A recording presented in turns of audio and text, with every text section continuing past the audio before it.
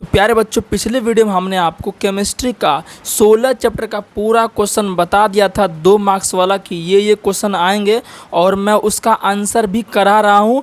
बहुत चैप्टर तक करा दिया और मैं आगे कराने वाला हूँ। तो उसी को देखते हुए मैं सोचा कि फिजिक्स का भी क्यों नहीं दिया जाए, इसलिए मैं आज लेकर आया हूँ आप सभी के लिए फिजिक्स का टोटल 15 चैप्टर जो उनमें से जितने भी प्रश्न 2025 में आएंगे बिहार बोर्ड का वो सारे मैंने आज ले लिया है। टोटल 40 प्रश्न। यकीन मानिए, अगर आप ये 40 प्रश्न का आंसर कर लेते हैं, याद कर लेते हैं अच्छे से, तो एक भी प्रश्न आपका बाहर नहीं जाने वाला। थोड़ा सा एक चीज़ मैं आपको दिखाने वाला हूँ। देखिए, टोटल जो आपके 2 नंबर के प्रश्न पूछ जाते हैं वो आपका 20 होता है। देखिए, प्रश्न संख्या 1 से 20 तक लघु उत्तरीय है। ऐसा ही आपका एग्जाम में लिखा रहेगा जब आप 2025 में एग्जाम दीजिएगा। कह रहा है कि किन्हीं 10 प्रश्नों को उत्तर दे, यानी कि ये 10 को आपका क्या रहता है, 2 नंबरा रहता है। तो 10 आपको बनाना है और मैं आपको 40 क्वेश्चन दे रहा हूँ। 40 में से 10 को क्या 20 को लड़ जाएगा। इसलिए इस वीडियो को ध्यान से देखिएगा। बहुत मेहनत से हम आपके लिए बनाए हैं। आप लोग क्लास पूरा देखते नहीं हैं तो मुझे मन लगता है नहीं वीडियो बनाने में ना, इसलिए आप लोग पूरा देखा कीजिए। क्लास इंपॉर्टेंट क्लास देता हूँ। अब आपको क्या चाहिए, ठीक है ना। तो चलिए हम देख लेते हैं वो कौन कौन से प्रश्न। हम ज़्यादा फालतू समय आपका बर्बाद नहीं करते हैं, ठीक है ना। पहले एक ऊर्जावान चीज़ें मैं आपको देना चाहूँगा जिससे आपके शरीर में एनर्जी आएगी, ताकि आपको पढ़ने में मदद लगेगा। कहते हैं कि ज़िंदगी को आसान नहीं, बस खुद को मजबूत बनाना पड़ता है। ज़िंदगी को आसान नहीं बल्कि खुद को मजबूत बनाना पड़ता है। सही समय कभी नहीं आता है। सही समय, आप सोचेंगे कि सही समय हमारा आएगा, तो वो कभी आता नहीं है। बस आपको समय को सही करना पड़ता है, ठीक है ना। तो ये थोड़ा सा मोटिवेशन था, आपको भी ज़रूरी होता है। तो चलिए स्टार्ट करते हैं आज का हम। और चैनल पर नए हैं, 12th के लिए तैयारी कर रहे हैं 2025 के लिए, तो ज़रूर सब्सक्राइब कर देना, ठीक है ना। क्योंकि ऐसी क्लासेस मैं आपको देते रहता हूँ, हमेशा मैं देते रहता हूँ, ठीक है ना। तो पहला क्वेश्चन जो आपका है वो है विद्युत क्षेत्र की तीव्रता से आप क्या समझते हैं। जितने भी प्रश्न हमने लिए हैं, एक भी प्रश्न आपके एग्जाम में बाहर नहीं जाने वाले हैं। और ये जो फिजिक्स का क्वेश्चन है, ये देखिए, ये फिजिक्स का आपका क्वेश्चन था जो इस बार एग्जाम हुए हैं 2024 में, है ना। पूरा का पूरा लड़ेगा। पहला क्वेश्चन क्या है, विद्युत क्षेत्र की तीव्रता से आप क्या समझते हैं। सेकंड क्वेश्चन है आवेश संरक्षण सिद्धांत क्या है। थर्ड क्वेश्चन है विद्युत द्विध्रुव आघूर्ण क्या है। इन सभी का मैं स्क्रीनशॉट लेने का टाइम दूंगा, या तो आप लिख लीजिए तो बेहतर है। स्क्रीनशॉट के चक्कर में मत रहिए। आपके कॉपी में लिखा रहेगा तभी आपको पढ़ने में मन रहेगा। मोबाइल में रहेगा तो मोबाइल का मोबाइल रह जाएगा, ठीक है ना। तो इसलिए मैं कहूँगा कॉपी में इसको लिखते जाइए। फिर विद्युत फ्लक्स को परिभाषित करें, इसके SI मात्रक लिखें, ठीक है ना। फिर आपका परावैद्युत शक्ति को परिभाषित करें। जितना भी चैप्टर 15 चैप्टर 15 चैप्टर से हमको चुन के लिया है, ठीक है ना। फिर है चालक की धारिता से आप क्या समझते हैं। फिर है विद्युत विभव का परिभाषा लिखें। नेक्स्ट आपको क्वेश्चन नंबर 8 है कार्बन प्रतिरोध के कलर कोड से आप क्या समझते हैं, ठीक है ना। नेक्स्ट आपका है, सभी को आप लिखते जाइए, मैं लिखने का समय दे रहा हूँ आपको। फिर आपका नेक्स्ट जो है वो है बायो सावर्ट के नियम को लिखें। देखिए, बायो सावर्ट आपको 5 नंबर में भी दे देता है। अगर 5 नंबर में देगा तो ये 2 नंबर में नहीं आएगा, लेकिन ज़्यादातर ये 2 नंबर में ही आता है बायो सावर्ट का नियम, ठीक है ना। फिर आपका है फ्लेमिंग के बाएं हाथ का नियम लिखें। फ्लेमिंग के बाएं हाथ का नियम लिखें। फिर है लॉरेंज बल क्या। देखिए, इसको लॉरेंज पढ़ेंगे, टॉ यहाँ पर साइलेंट रहता है। नेक्स्ट है आपका संट क्या है, इसके 2 उपयोग लिखें। फिर नेक्स्ट क्वेश्चन आपका है साइक्लोट्रॉन क्या है। देखिए, साइक्लोट्रॉन क्या है, इसकी 2 सीमाएं लिखें। सीमाएं का मतलब आपको क्या कहते हैं कि कहाँ मतलब कितना तक ये लागू होता है वो आपको लिखना है, ठीक है ना, लिमिटेशन। फिर एक क्षर चुंबक की अक्षीय स्थिति और निरक्षीय स्थिति को समझाएं। तो कितना क्वेश्चन हुआ, 14 क्वेश्चन। अभी मैं आपको टोटल 40 क्वेश्चन दे रहा हूँ, तो इसलिए आप लोग अभी रुके रहिएगा। 4-5 मिनट में सब चीज़ मैं आपको क्लियर कर दूंगा। क्वेश्चन नंबर 15 आप देख सकते हैं, कह रहा है कि आभासी नमन कोण से आप क्या समझते हैं।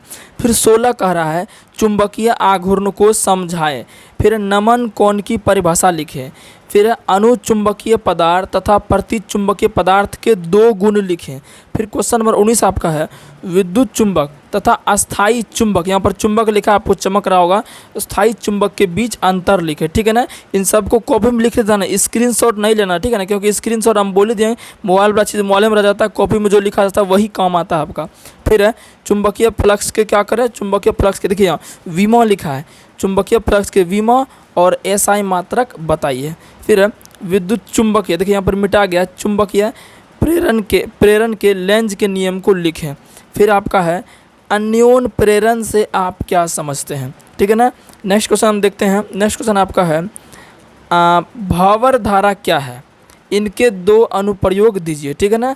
ये 23 नंबर क्वेश्चन देकर लिख लीजिएगा। फिर है क्वेश्चन नंबर 24 आपका है प्रतिघात एवं प्रतिबाधा क्या। यहाँ पर प्रत्यावर्ती धारा का ये दोनों कह सकते हैं दोनों पदार्थ है, मतलब पदार्थ का मान निकलता है। प्रत्यावर्ती धारा का प्रतिघात एवं प्रतिबाधा क्या है, ठीक है ना। फिर है मध्य मौन तथा धारा के शिखर मौन में संबंध स्थापित करें। ये प्रत्यावर्ती धारा जो चैप्टर आपका है उससे ये क्वेश्चन है, ठीक है ना। तो हम सभी का आंसर आपको कराएंगे जैसा कि हम आपको केमिस्ट्री में करा रहे हैं, ठीक है ना। केमिस्ट्री में करा देंगे, बहुत जल्दी खत्म हो रहा है ख़त्म उसमें, ठीक है। फिर आपका नेक्स्ट क्वेश्चन जो है आपका है विद्युतीय चुंबकीय तरंगे क्या है, ठीक है ना। नेक्स्ट है प्यारे बच्चों आपका लेजर किरणों के किन्हीं 4 मुख्य विशेषताएं लिखें, ठीक है ना।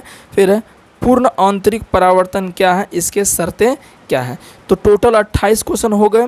अब 12 क्वेश्चन और मैं आपको दूंगा, बस थोड़ा सा रुक जाना, ठीक है ना, फिर उसके बाद ख़त्म हो जाएगा। क्वेश्चन नंबर 29 आपका है क्रांति कोण को परिभाषित करें। फिर क्वेश्चन नंबर 30 आपका प्राथमिक तथा द्वितीयक इंद्रधनुष में अंतर स्पष्ट करें। देखिए ये क्वेश्चन बहुत इजी है, ये सब भी इजी, क्योंकि ये दोनों जो दिख रहा है आपको, ये दोनों आपको जो है 10th से रिलेटेड है, तो तुरंत समझ आ जाएगा, ठीक है ना। फिर देखिए प्रकाश के वर्ण विक्षेपण, ये भी 10th से रिलेटेड है। तो ये सब जो क्वेश्चन देख रहे हैं एग्जाम 12th में भी आता है तभी। तो पहला क्वेश्चन है क्रांति, तो क्वेश्चन नंबर 29 आपका है क्रांति कोण को परिभाषित करें। फिर है प्राथमिक तथा द्वितीयक इंद्रधनुष में अंतर स्पष्ट करें। फिर है प्रकाश के वर्ण विक्षेपण को समझाएं। देखिए ये जो 3 प्रश्न दिख रहा है, क्रांतिक वाला, प्राथमिक वाला और प्रकाश वाला, ये तीनों प्रश्न जो है आपका 10वां से रिलेटेड है। 10वां में पढ़वे करे होंगे तो ये तुरंत समझ में आ जाएगा, याद करने में बहुत ज़्यादा आसानी होगा, ठीक है ना। तो काफ़ी ईजी है और बर्मों में पूछ देता है। फिर आपका है संपोषी व्यतिकरण, देखिए ये सब नया है, मतलब 12th का सीधा, ये 12th में ही पढ़ रहा है। संपोषी व्यतिकरण की 2 आवश्यक शर्तों को लिखें। फिर है ब्रूस्टर के प्रकाश के ध्रुवण नियम को लिखें। फिर है पोलराइड क्या है, वही पोलराइड चश्मा जो आपका वेल्डिंग करे वक्त आँख में पहनता है ना, वही पोलराइड का बात यहाँ हो रहा है। पोलराइड क्या है, इसके उपयोग को लिखें। फिर है प्रकाश के विवर्तन से आप क्या समझते हैं।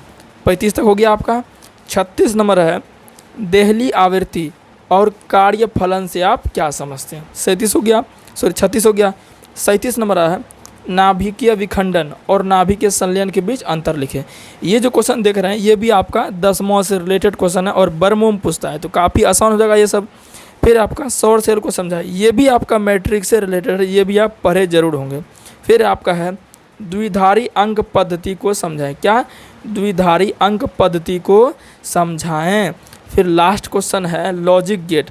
अब ये क्या सर, इसमें तो कुछ लिखबे नहीं किया लॉजिक गेट। देखिए लॉजिक गेट आपका 4-5 प्रकार का होता है, and gate, nor gate, not gate है ना, नॉर गेट, ये सब हम अलग अलग बताएंगे, तो उसमें से कोई भी आ सकता है, इसलिए यहाँ हम ये लिख दिया लॉजिक गेट। तो ये 40 प्रश्न था, इस 40 प्रश्न का हम आंसर आपको कराएंगे। बस आपको क्या करना है, पूरा इसको लिख लेना है, समय का इंतजार करना कब हम कराएंगे, बहुत जल्दी ही कराएंगे, ठीक है ना। केमिस्ट्री का अगर आप नहीं देखे हैं पूरा चैप्टर का तो लिंक डिस्क्रिप्शन में है, प्लेलिस्ट भी बना हुआ है वहाँ से, तो वहाँ से जाकर आप कृपया करके उसे देख लें। धन्यवाद।